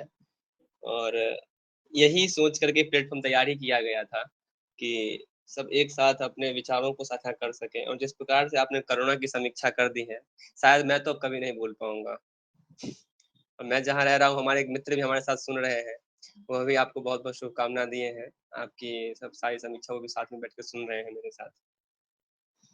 ठीक जी है, इस भैया, कड़ी आप को सभी लोगों का बहुत धन्यवाद, आप लोगों के आशीर्वाद के लिए। और मुझे भी सच में बहुत अच्छा लगता है कि आप सबके साथ मैं भी अपने कुछ जो जितना भी मुझे समझ आता है उन बातों को रख के, और सब जो भी अपना वक्तव्य प्रस्तुत करते हैं उनको सुन के मुझे भी बहुत कुछ सीखने को मिलता है। इसलिए मैं भी हमेशा प्रयास करती हूँ कि हर एक सत्र में जरूर से जरूर जुड़ूं। जी जी, बिल्कुल बिल्कुल। मैं एक निबंध की समीक्षा बस बहुत कम शब्दों में कर दे रहा हूँ। उसके बाद इस सत्र का संचालन आप कर लीजिएगा दीक्षा। बस 2-4 नाम ही बाकी है, वो नाम मैं बता दूंगा, फिर आप कर लीजिएगा। तो मैं जी भैया। हाँ, शुक्ल शुक्ल की एक निबंध है, कविता क्या है। कविता क्या है आचार्य रामचंद्र शुक्ल का सबसे महत्वपूर्ण निबंध है। इस निबंध के माध्यम से शुक्ल जी ने अपनी काव्य शास्त्रीय मान्यताएं प्रस्तुत की है, जिसमें भाषा संदर्भ महत्वपूर्ण है। कविता की भाषा के संदर्भ में शुक्ल जी बिंब एवं नाद सौंदर्य पर बल देते हैं। शुक्ल जी अलंकारों एवं कोरो उक्ति वैचित्र की अधिकता को कविता के लिए अनावश्यक मानते हैं। वे मूलतः सौंदर्य और आंतरिक वस्तु मानते हैं और कहते हैं कि सौंदर्य बाहर की कोई वस्तु नहीं है, मन के भीतर की वस्तु है। साथ ही निबंधों को सरस बनाने के लिए कई स्थानों पर विनोद भाव का समावेश भी किया है। उदाहरण स्वरूप, बंदर को शायद बंदरिया के मुंह में ही सौंदर्य दिखाई देता होगा, पर मनुष्य, पशु पक्षी, फूल पत्ते और रेत पत्थर में भी सौंदर्य पाकर मुग्ध होता है। शुक्ल जी ने कविता की भाषा के विशेषताओं में सर्वप्रथम लाक्षणिकता को महत्व दिया है। उनका मानना है कि कविता हमारे समग्र सूक्ष्म पदार्थों को, व्यापारों को भी गोचर रूप से देखती है, रखती है, स्थूल रूप में प्रत्यक्ष करती है। अन्य विशेषता उन्होंने नाद सौष्ठव में देखती है और कहा कि कविता नाद सौष्ठव के लिए संगीत कुछ कुछ सहारा लेती है।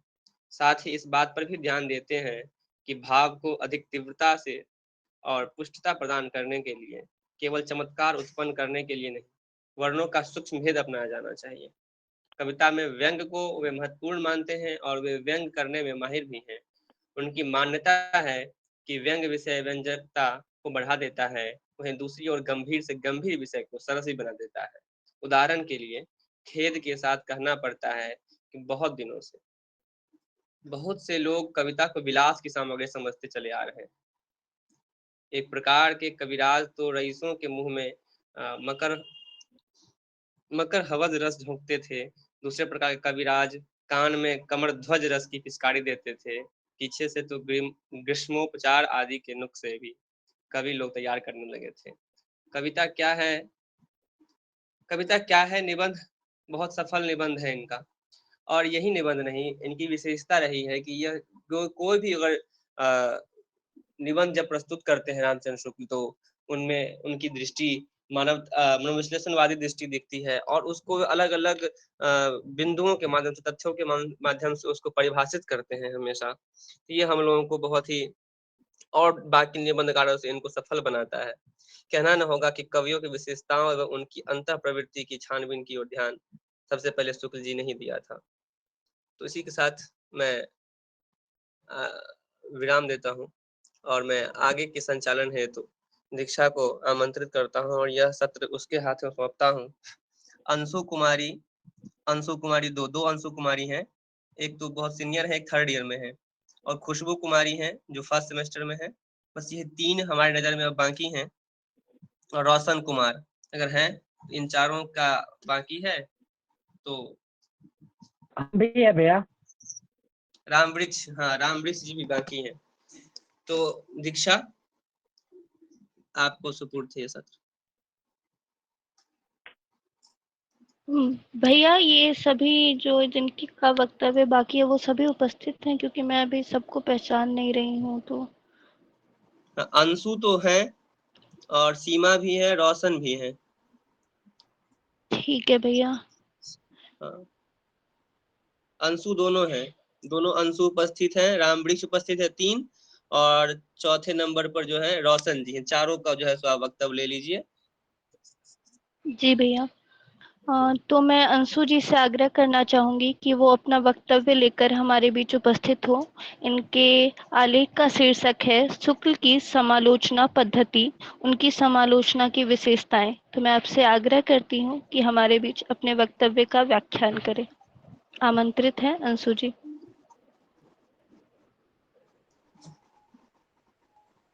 आप सभी को नमस्कार। मैं अंशु कुमारी, रामकृष्ण महाविद्यालय मधुबनी की छात्रा। आज हम आचार्य शुक्ल की समीक्षा पद्धति, उनकी समालोचनाएं की विशेषता, आचार्य शुक्ल की हिंदी समालोचनाएं में महत्व व स्थान और उनकी रस दृष्टि एवं लोक अवधारणाएं के बारे में कहेंगे। आचार्य रामचंद्र शुक्ल रसवादी आलोचनाओं हैं। वे रस को काव्य का मूल तत्व स्वीकार करते हैं। रसवाद के वो मानव मन को भावनाओं से जोड़ते हैं। उन्होंने पाश्चात्य एवं भारतीय समीक्षा पद्धतियों की समन्वय कर समीक्षा को एक व्यापक आधार प्रदान किया है। इन्हीं हिंदी समालोचनाएं के प्रारंभ तो शुक्ल जी ने पहले भारतीय युग में हो गया था। नहीं कहती है, गलत बोल रहे हैं नाम। और शुक्ल रामचंद्र शुक्ल है, ठीक ना? उच्चारण सही से कीजिए। और शुक्ल जी का वो जन्म है 1884 ईस्वी में हुआ। उनकी मृत्यु 1941 ईस्वी में हुआ। शुक्ल जी हिंदी में पहले समालोचनाएं हैं जिन्होंने भारतीय और पाश्चात्य समालोचनाएं का समन्वय किया। उन्होंने प्राचीन और नवीन काव्य सिद्धांतों का समन्वय पर अपनी रूढ़ सहमति देकर समालोचनाएं के नए सिद्धांत निश्चित किए। एक ओर तो वे प्राचीन रसवाद के समर्थक थे और दूसरी ओर पाश्चात्य समालोचनाएं के ऐतिहासिक, मनोवैज्ञानिक, व्याख्यात्मक आदि पक्षों के पोषक थे। उन्होंने समालोचनाएं की जिस पद्धति को अपनाया है वह व्याख्यात्मक और निर्णायक दोनों के बीच की है। यद्यपि आचार्य शुक्ल में सैद्धांतिक समालोचनाएं संबंधित कोई अलग ग्रंथ नहीं लिखा, किंतु उनके विभिन्न निबंधों और समीक्षात्मक ग्रंथ की उनकी आलोचनाएं पद्धति पर पर्याप्त प्रकाश पड़ जाता है। शुक्ल जी ने समालोचनाएं क्षेत्र में सबसे पहले कवियों की विशेषताएं और उनकी अंतः प्रवृत्ति की छानबीन की थी। सूर तुलसी जयसी पर उन्होंने जो समालोचनाएं लिखी है उनके अध्ययन करने पर यह तथ्य स्पष्ट हो जाएगा। अतः अब शुक्ल जी की समालोचना पद्धति की कुछ विशेषताएं के बारे में पढ़ेंगे।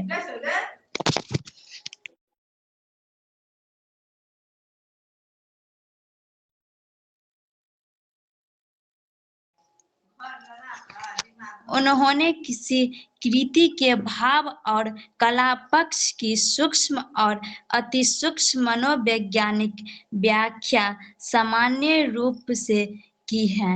शुक्ल जी ने निर्णय करने की प्रवृत्ति भी पाई जाती है। उदाहरण के लिए कविता की आवश्यकता पर बल देते हुए वे लिखते हैं, जो हमारी वृत्तियों पर सभ्यता के नए नए अवधारणा चढ़ेंगे, त्यों एक और तो कविता की आवश्यकता बढ़ती जाएगी, दूसरी ओर कवि कर्म कठिन होता जाएगा। आचार्य शुक्ल यद्यपि रसवादी आचार्य थे, किंतु उन्होंने पाश्चात्य एवं भारतीय समीक्षा पद्धति का समन्वय कर समीक्षा का एक व्यापक आधार प्रदान किया। शुक्ल जी की समालोचना पद्धति में हृदय और बुद्धि का सुंदर समन्वय दिखाई पड़ता है। वो यथा अवसर हास्य व्यंग्य के माध्यम को अपनी आलोचना की सरस बनाते रहे हैं। उदाहरण के लिए बिहारी के विरह वर्णन का उपहास करते हुए वे लिखते हैं, बिहारी की नायिका इतनी क्षीण हो गई है कि अब सांस खींचती है तब उसके झोंके के 4 कदम पीछे हट जाती है और जब सांस निकलती है तब उसके साथ 4 कदम आगे बढ़ जाती है। घड़ी के पेंडुलम की सी दशा रहती है, यानी कि वे शुक्ल जी ने वीर वर्णन के उपवास करते हुए बोलते हैं। ऐसे अवसर में उनकी शैली में सरसता और रोचकता आ गई है। शुक्ल जी की समालोचनाएं का आधार मान भाव और उनका मनोवैज्ञानिक विश्लेषण था। डॉक्टर शिवनाथ ने आचार्य शुक्ल का इस विशेषता की ओर इंगित करते हुए लिखा है, साहित्य में मूल में निहित मनोभाव और मनोविकार के आधार पर शुक्ल जी की समालोचनाएं विशेष रूप से स्थित है। आचार्य शुक्ल का हिंदी समालोचनाएं में महत्व और उनका स्थान। आचार्य शुक्ल हिंदी की सर्वश्रेष्ठ समालोचनायक कहे जा सकते हैं। भारतेंदु युग में समालोचनाएं के शीतल एवं स्पष्ट रूप का श्री गणेश हुआ था। द्विवेदी जी ने इनमें कुछ सुधार करने की चेष्टा की, पर उनके शैली सौंदर्य न आ सका। आचार्य शुक्ल की रस दृष्टि एवं लोक मंगल की अवधारणा। आचार्य रामचंद्र शुक्ल रसवादी आचार्य माने जाते हैं। वह रस को काव्य का मूल तत्व स्वीकार करते हैं। रसवाद को वे मानव मन की उदात्त भावना से जोड़ते हैं। कविता में रस की अनिवार्यता की स्वीकार करते हुए वे कविता की परिभाषा निम्न शब्दों में देते हैं, जिस प्रकार आत्मा की मुक्तावस्था ज्ञान दशा कहलाती है, उसी प्रकार हृदय की मुक्तावस्था रस दशा कहलाती है। हृदय की इस मुक्ति साधन के लिए मनुष्य की वाणी जो शब्द विधान करती आई है उसे कविता कहते हैं। निश्चित ही शुक्ल जी हिंदी के लिए ऐसे समर्थक समालोचनाएं थे जिनकी आलोचना में रस दृष्टि एवं लोक मंगल का अद्भुत समन्वय दिखाई पड़ता है। इस प्रकार आचार्य आज हम शुल्क जी की समीक्षा पद्धति की विशेषताएं, हिंदी समालोचनाएं में उनका स्थान और रसवादी एवं लोक मंगल अवधारणाएं के बारे में कुछ बोले हैं।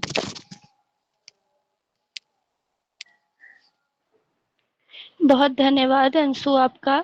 आपने आचार्य शुक्ल के आलोचना के क्षेत्र में योगदानों और उनके शिल्पगत विशेषताओं को बहुत अच्छे से हमारे बीच रखा और कुछ उच्चारण की जो अशुद्धियां हैं वो हम आपसे आशा करते हैं कि आप नियमित पठन पाठन से उसमें सुधार करेंगी। तो आपके प्रस्तुति के लिए बहुत बहुत धन्यवाद आपका। इसी के साथ मैं आगे रोशन कुमार को उनकी वक्तव्य के साथ आमंत्रित करती हूँ कि आप अपना आलेख लेकर हमारे बीच प्रस्तुत हों।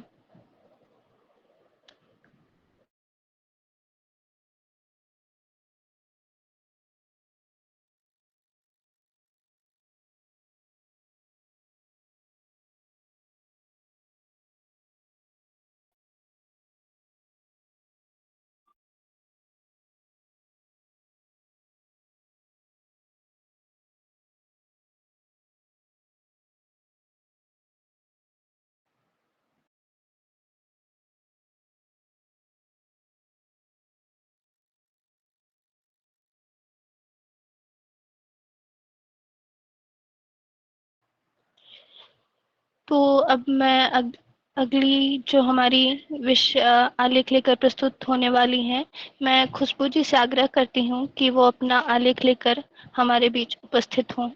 आमंत्रित हैं खुशबू।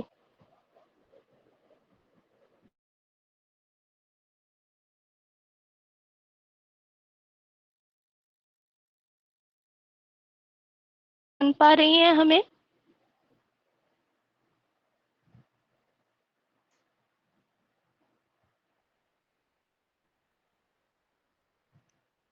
अपना आलेख हमारे बीच रखें। आमंत्रित हैं रोशन। धन्यवाद दीदी। मैं रोशन कुमार यादव प्रथम खंड का छात्र हूँ। मैं आज आचार्य रामचंद्र शुक्ल जी का जीवन परिचय लेकर आया हूँ। आचार्य रामचंद्र शुक्ल का जन्म 4 अक्टूबर 1884 ईस्वी में उत्तर प्रदेश के बस्ती जिले के अगुना नामक ग्राम में हुआ था। इनके पिता का नाम पंडित चंद्रवली शुक्ल था। इन्होंने इंट्रेंस की परीक्षा मिर्जापुर जिले के मिशन स्कूल से उत्तीर्ण की, किंतु मैथ में कमजोर होने के कारण इन्होंने आगे पढ़ाई नहीं की। इंटर में एडमिशन लिया था, लेकिन अंतिम परीक्षा से पहले ही इनका विद्यालय छूट गया। फिर इन्होंने मिर्जापुर के न्यायालय में नौकरी कर ली, लेकिन नौकरी स्वभावनानुकूल न होने के कारण नौकरी भी छोड़ दी और मिर्जापुर के मिशन स्कूल में ही चित्रकला के अध्यापक बन गए। और इसी बीच इन्होंने 100 अध्याय हिंदी, बांग्ला, इंग्लिश तथा संस्कृत भाषा का अच्छा ज्ञान प्राप्त किया और पत्र पत्रिकाओं में लिखना प्रारंभ कर दिया।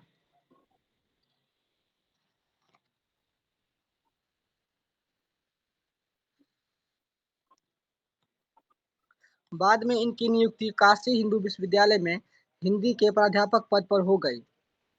बाबू श्याम सुंदर दास के अवकाश प्राप्त करने के बाद शुक्ल जी ने हिंदी विभाग के अध्यक्ष पद को भी सुघोषित किया। इसी पद पर कार्य करते हुए 2 फरवरी 1941 ईस्वी को इनका देहांत हो गया।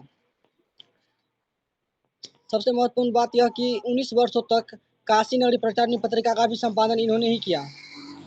शुक्ल जी एक उच्च कोटि के निबंधकार ही नहीं अपितु युग परिवर्तक आलोचक भी रहे हैं। इनकी कृतियां इस प्रकार हैं। निबंध के क्षेत्र में निबंध संग्रह चिंतामणि भाग 1 और 2 तथा विचार विधि भी लिखे हैं। और इतिहास के क्षेत्र में हिंदी साहित्य का सरल इतिहास, हिंदी साहित्य का इतिहास, आलोचना सूरदास, रश्मि मानसा और त्रिवेणी। धन्यवाद, इतना ही तक।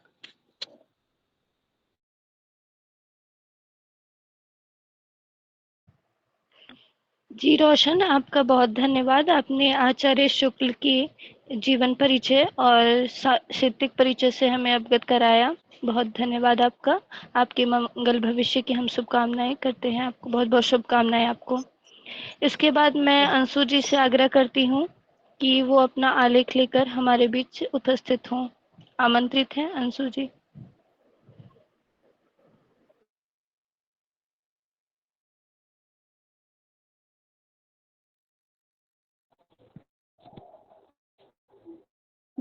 आपका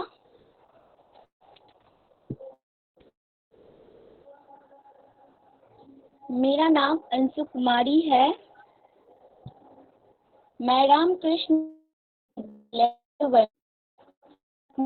उत्तीर्ण प्रतिष्ठा छात्र। आज इस नव में आप लोग शिक्षक आचार्य रामचंद्र शुक्ल का प्रस्तुत करती हूँ। आचार्य रामचंद्र शुक्ल हिंदी समीक्षा जगत के सर्वाधिक प्रामाणिक और उद्धरणीय शिक्षक हैं। यदि संस्कृत काव्य शास्त्र की परंपरा से आगे हिंदी समीक्षा शास्त्र की बात की जाए तो आचार्य रामचंद्र शुक्ल हिंदी साहित्य में पत्थर की लकीर मानी जाती है। आज कोई भी गंभीर साहित्यिक चिंतन आचार्य शुक्ल के नाम पूरा नहीं और बात यह है कि आज के विभिन्न विचारधाराओं के जकड़बंदी से ग्रस्त दृष्टि से विचार करने वाले शास्त्रीय समीक्षक हैं। अवधारणाएं एकमात्र के प्रति ही लक्ष्य समर्पित हैं। साहित्य चिंतन ही उनका बाहर का कोई विचार या विषय या आग्रह उनकी चेतना को किसी प्रकार क्रांत नहीं कर पाया। अतः उनका साहित्य दर्शन हिंदी समीक्षा के लिए विश्वसनीय अर्थवत्ता रखता है।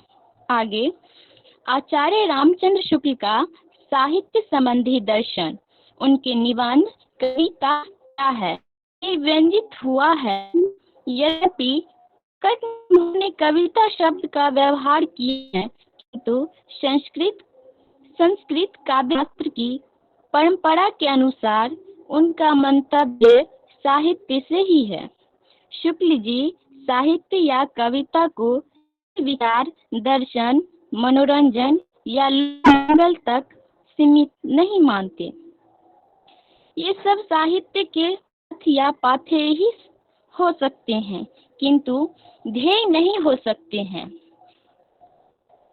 वे मानते कि साहित्य की रचना मनुष्य मात्र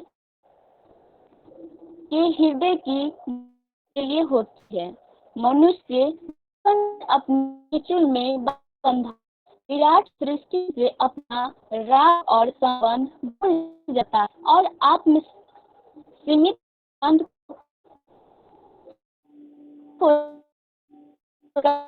के इस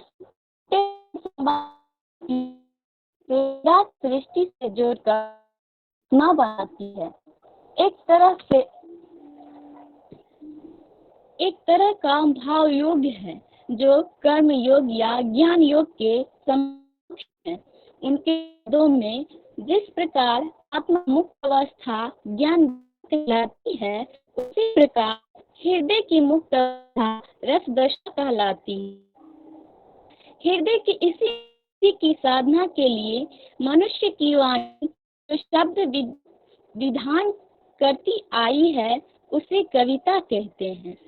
इस साधना को हम भाव योग कहते हैं और कर्म योग तथा ध्यान योग के समक्ष मानते हैं। आचार्य रामचंद्र शुक्ल जी की मेधा इतनी सुस्पष्ट है कि वे साहित्य क्षेत्र में अन्य किसी बाहरी क्षेत्र का अनुप्रवेश आवश्यक नहीं करते। किसी विचारधारा का यहाँ तक कि लोकल के नाम पर किस विशेष उसे सीमित करना साहित्य का नहीं है। साहित्य का क्षेत्र है रस का उपलब्ध अंशु जी, यदि कोई रस आपकी आवाज बहुत ज्यादा कट रही है, तो आपसे आग्रह है कि आप नेटवर्क में आने का थोड़ा प्रयास करें।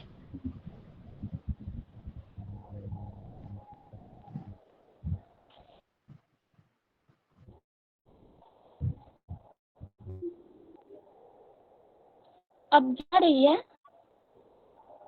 हाँ, अभी ठीक है।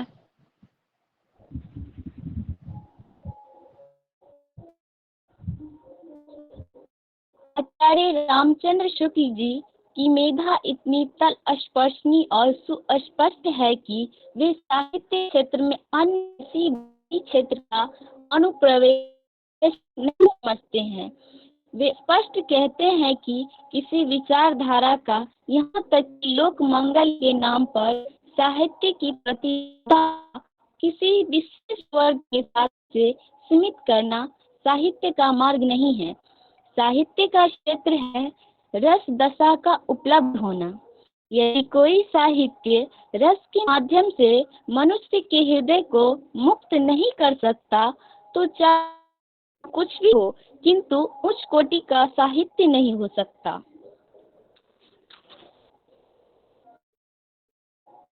उनके लिए लोक मंगल एक आराम है, स्वयं ध्येय नहीं है। जैसे तुलसीदास के लिए राम कथा केवल लोक मंगल के लिए ही नहीं अपितु स्वांतः सुखाय भी है। उसी प्रकार शुक्ल और अवगणों में लोक मंगल स्वांतः सुख मतलब मन को सुख प्रदान करना, दोनों का समन्वय आवश्यक मानते हैं। आज दुर्भाग्य से साहित्य के क्षेत्र में या विचारधारा जगह यह मनोरंजन का बोलबाला है।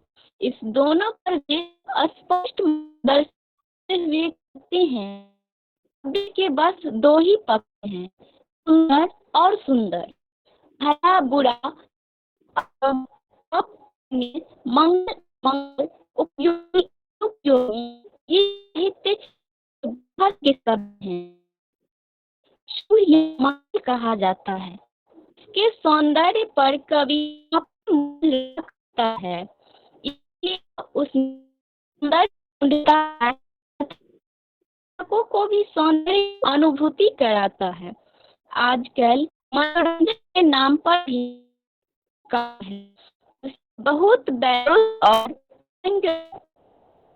टिप्पणी करते हुए रामचंद्र शुक्ल जी लिखते हैं, मन को अनुरंजित करना, उसे सुख या आनंद पहुंचाना ही यदि साहित्य का अंतिम लक्ष्य मान लिया जाए तो कविता भी केवल विलास की एक सामग्री हुई।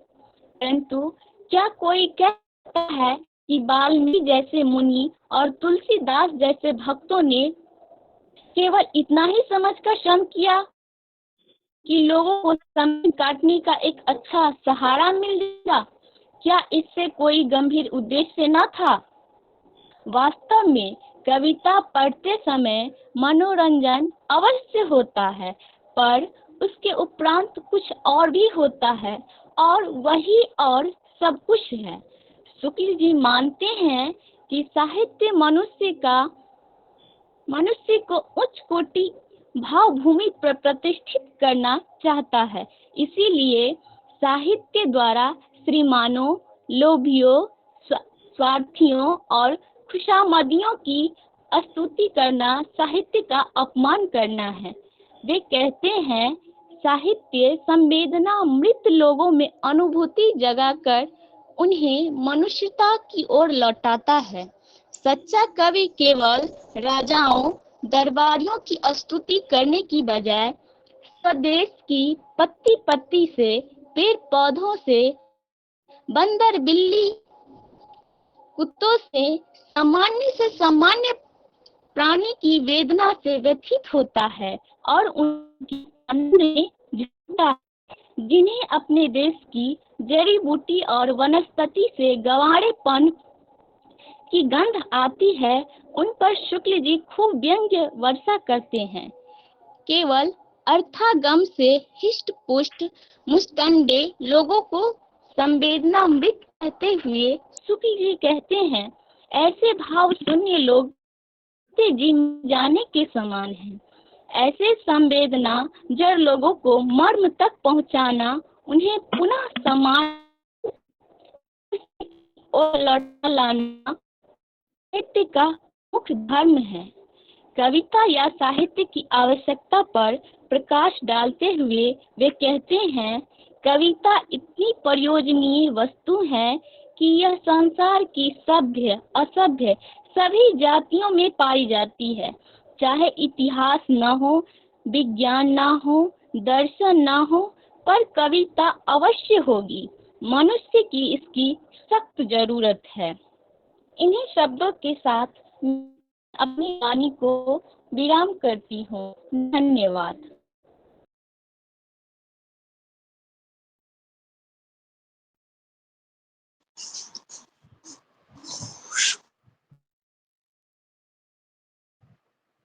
बहुत धन्यवाद अंशु जी आपका।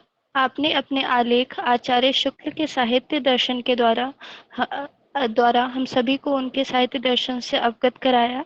हालांकि बीच में नेटवर्क की दिक्कत के कारण हम कुछ बातों को सुनने में अक्षम थे, लेकिन अंततः आपका आलेख बहुत ही ज्ञानवर्धक था, इसलिए बहुत धन्यवाद आपका। आगे मैं रामवृक्ष जी को बुलाना चाहूंगी उनके आलेख को प्रस्तुत करने के लिए। मैं उन्हें आमंत्रित करती हूँ।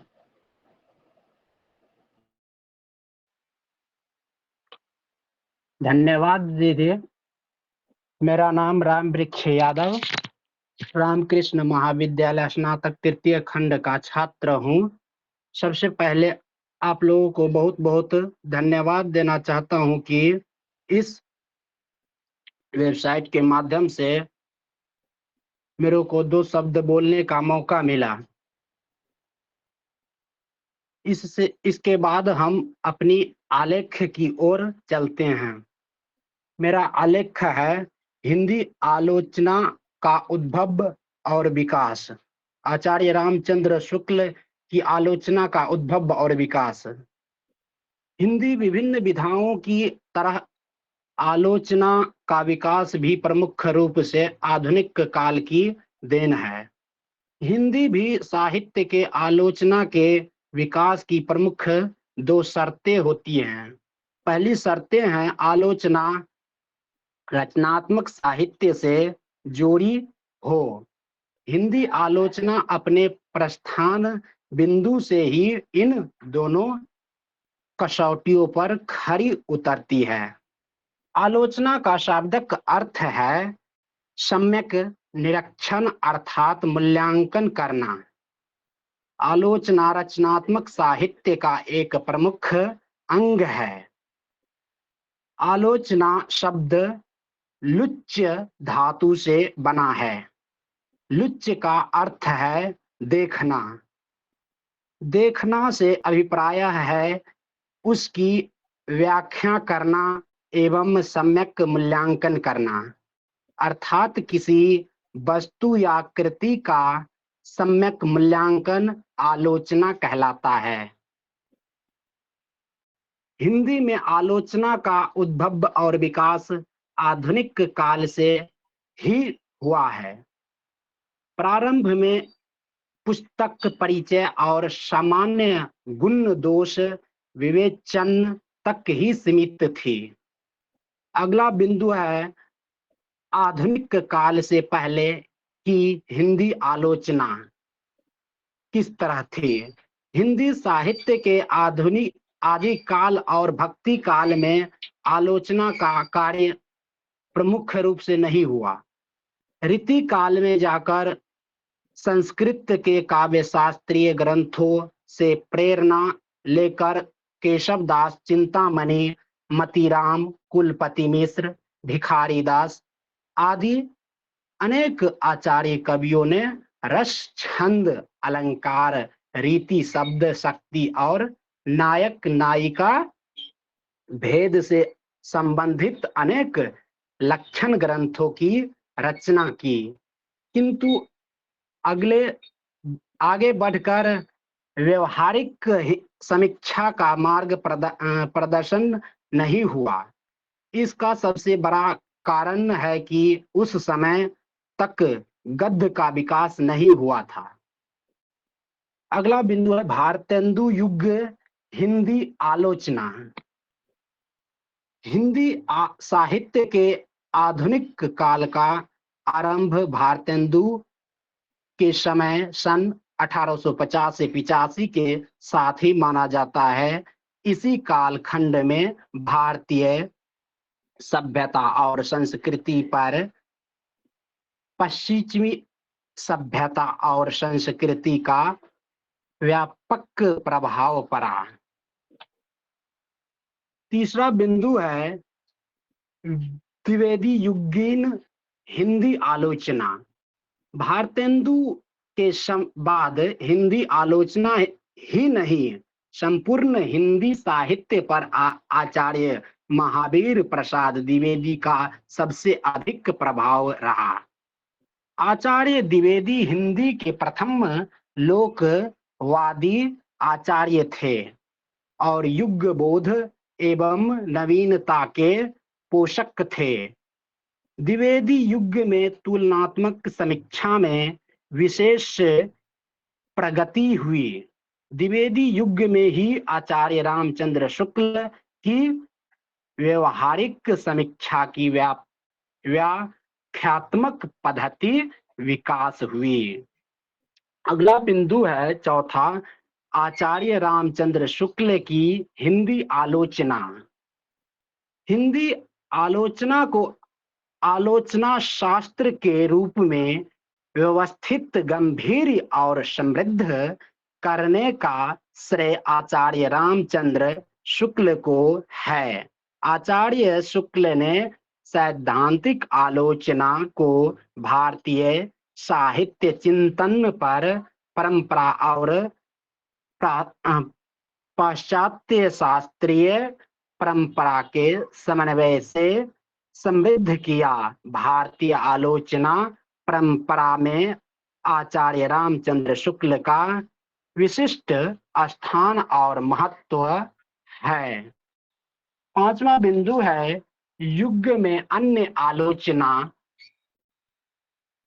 कैसी स्थिति थी। आचार्य रामचंद्र शुक्ल के साथ हिंदी आलोचना को समर्थ और गतिशील बनाने वाले आलोचकों में पंडित कृष्ण शंकर शुक्ल, आचार्य विश्वनाथ प्रसाद मिश्र, गुलाब राय, लक्ष्मी नारायण शुद्धांशु के नाम उल्लेखनीय है। छठा बिंदु है शुक्लोत्तर हिंदी आलोचना। आचार्य रामचंद्र शुक्ल हिंदी आलोचना के शिखर पुरुष थे, लेकिन शुक्लोत्तर हिंदी आलोचना का विकास शुक्ल जी मान्यताओं के साथ टकराहट के साथ शुरू हुआ। शुक्ल युग में हिंदी आलोचना का विकास अनेक दिशाओं में हुआ। इसी के साथ मैं अपना वक्तव्य को विराम देता हूं। धन्यवाद।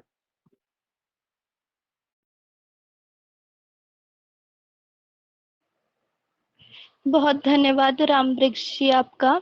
आपने तो सबसे पहले अपने वक्तव्य के द्वारा आलोचना का बहुत ही सुंदर अर्थ स्पष्ट किया हम सभी के बीच। उसके बाद आपने आदिकाल से लेकर आधुनिक काल तक आलोचना का विकास किस प्रकार से हुआ है, आपने वह भी हमें बताया तथा अन्य आलोचकों के बारे में भी कुछ बातें हमें बताई। बहुत सुंदर आलेख था आपका, बहुत धन्यवाद आपको। उसके बाद मैं अगली प्रस्तुति के लिए खुशबू जी से आग्रह करती हूँ कि वो अपना आलेख लेकर हम सभी के बीच प्रस्तुत हों। आमंत्रित हैं खुशबू। मेरा नाम खुशबू कुमारी है और मैं प्रथम वर्ष की छात्रा हूँ। आज मैं आचार्य राम शुक्ल जी के जीवन का परिचय देना चाहती हूँ। आचार्य राम शुक्ल जी का जन्म 4 अक्टूबर 1884 ईस्वी में उत्तर प्रदेश के बस्ती जिले के अगोना नामक गांव में हुआ था। इनकी माता जी का नाम विभासी था और पिता जी चंद्रवली। शुक्ल की नियुक्ति सदर कानूनगो के पद पर मिर्जापुर में हुई तो समस्त परिवार वही आकर रहने लगे। जिस समय शुक्ल जी का अवस्था 9 वर्ष की थी, उनकी माता का देहांत हो गया। मातृ सुख के अभाव के साथ साथ विधाता से मिलने वाले दुख ने उनके व्यक्ति को अल्पायु में ही परिपक्व बना दिया। अध्ययन के प्रति लगनशीलता बाल्यकाल से ही था, किंतु इसके लिए उन्हें अनुकूल वातावरण न मिल सका। मिर्जापुर के लंदन मिशन स्कूल 1901 में स्कूल फाइनल परीक्षा FA उत्तीर्ण की। उनके माता पिता की इच्छा थी कि शुक्ल जी कचहरी में जाकर दफ्तर का काम सीखे, किंतु शुक्ल उच्च शिक्षा प्राप्त करना चाहते थे। पिताजी ने उन्हें वकालत पढ़ने के लिए इलाहाबाद भेजा, पर उनकी रुचि वकालत में न होकर साहित्य में थी। अतः परिणाम यह हुआ कि वे उनमें उत्तीर्ण रहे। शुक्ल जी के पिताजी ने उन्हें नायब तहसीलदारी की जगह दिलाने का प्रयास किया, किंतु उनकी स्वाभिमानी प्रकृति के कारण यह संभव न हो सका। 1930 से 1908 तक आनंद कादम्बिनी के सहायक संपादन का कार्य किया। 1904 से 1908 तक लंदन मिशन स्कूल में ड्राइंग के अध्यापक रहे। इसी समय से उनके लेख पत्र पत्रिकाओं में छपने लगे और धीरे धीरे उनकी विद्वता का यश चारों ओर फैल गया। उनकी योग्यता से प्रभावित होकर 1908 में काशी नागरी प्रचारिणी सभा ने उन्हें हिंदी शब्द सागर के सहायक संपादन का कार्यभार सौंपा, जिन्हें उन्हें सफलतापूर्वक पूरा किया। श्याम सुंदर दास के शब्दों में शब्द सागर की उपयोगिता और सर्वांग पूर्णता का अधिकांश श्री रामचंद्र शुक्ल को प्राप्त है। वे नागरी प्रचारिणी पत्रिका के भी संपादन रहे। 1919 में काशी हिंदू विश्वविद्यालय में हिंदी के प्रधानाध्यापक रहे। 1919 में काशी हिंदू विश्वविद्यालय में हिंदी के प्रधानाध्यापक नियुक्त हुए, जहां श्याम सुंदर दास की मृत्यु के बाद 1937 से जीवन के अंतिम काल 1941 तक विभागाध्यक्ष के पद पर रहे। 2 फरवरी 1941 को हृदय की गति रुक जाने से शुक्ल जी का देहांत हो गया। धन्यवाद।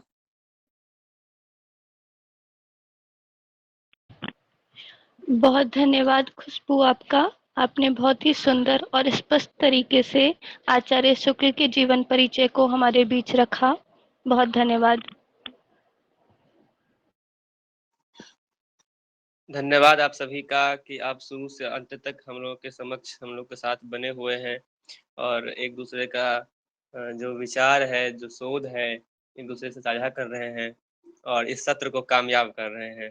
जो मेरा उद्देश्य था उसको सफल किए जा रहे हैं और इसी के साथ इस सत्र का आज समापन किया जाता है। धन्यवाद सभी को एकत्र रूप से धन्यवाद, क्योंकि निजी रूप से नाम लेने में समय लगेगा, तो सभी को धन्यवाद, और संचालन करने के लिए, हमारा कार्यभार थोड़ा सा हल्का करने के लिए दीक्षा को विशेष आभार। ठीक है।